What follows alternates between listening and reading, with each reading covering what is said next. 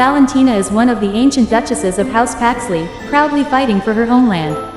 She fell in love with one of the moon elves, Erlin, who wanted to help her in repulsing attacks from the abyss. But unfortunately, their love didn't last long. House Paxley ruled the regions near the Lantis Mountains in the south of the Moni Empire.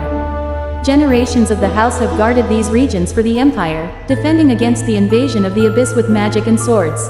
Valentina, the eldest daughter of the House Patriarch, has shown great promise since birth. She underwent rigorous training and grew up a proud perfectionist, an heiress most suited to lead this noble house. As she grew older, she went to the frontier and helped the house repel wave after wave of invading demons. News of the victories in the Lantis Mountains became the only thing that could calm the civilians. As a result, House Paxley rose quickly among the nobility, and Valentina became the youngest member of the House Council and the only woman. In search of allies, Valentina traveled alone to the Moon Forest, despite the Empire's long-standing hostility to the elves.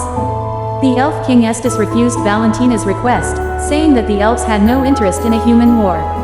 However, an elf hero named Erlin was moved by Valentina's sincere words.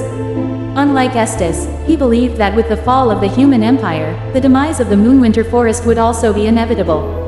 They exchanged a few heated words, and then Erlin and his friends followed Valentina out of the Moonlight Forest. Since then, elves and humans have fought side by side on the battlefields of the Lantis Mountains. After days and nights spent with Valentina, risking his life, Erlin realized that he was desperately in love with her. But Valentina was at a loss when Erlin revealed his feelings to her. She had always been taught that a noble lady should not indulge in ridiculous romances, and she should marry a man of equal status in the interests of the house. Nevertheless, Erlin's more insistent advances awakened feelings that lurked deep in Valentina's heart. She felt the wonderful joy of being loved for the first time. Once Valentina pretended it didn't bother her, but didn't really know how to react, Erlin took the opportunity at a House Paxley campaign meeting to propose that he be willing to fight under Valentina's command with other elves on a permanent basis, but on one condition: Valentina had to agree to marry him. Erlin's proposal was the perfect solution to the problem that troubled Valentina.